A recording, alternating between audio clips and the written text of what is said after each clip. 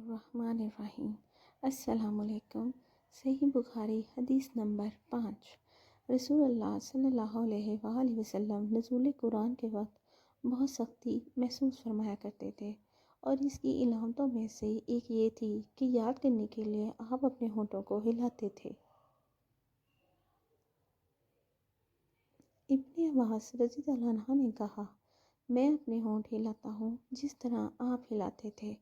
سعید کہتے ہیں، میں بھی اپنے ہونٹ ہلاتا ہوں جس طرح ابن عباس رضی اللہ عنہ کو میں نے ہلاتے دیکھا۔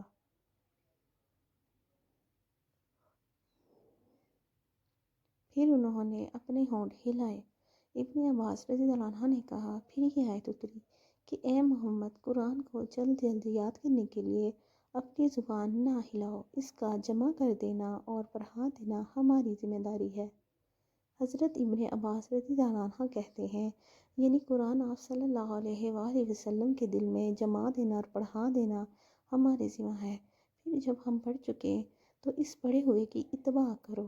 ابن عباس رضی اللہ عنہ فرماتے ہیں، اس کا مطلب یہ ہے کہ آپ اس کو خاموشی کے ساتھ سنتے رہو، اس کے بعد مطلب سمجھا دینا ہمارے ذمہ ہے۔ پھر یقیناً یہ ہماری ذمہ داری ہے کہ آپ اس کو پڑھو، یعنی اس کو محفوظ کر سکو۔ چنانچہ اس کے بعد جب آپ صلی اللہ علیہ وسلم کے پاس حضرت جبریل علیہ السلام وحی لے کر آتے تو آپ توجہ سے سنتے۔ جب وہ چلے جاتے تو رسول اللہ صلی اللہ علیہ وآلہ وسلم اس وحی کو اسی طرح پڑھتے، اس طرح جبریل علیہ السلام نے اسے پڑھا تھا۔ جزاک اللہ خیرہ۔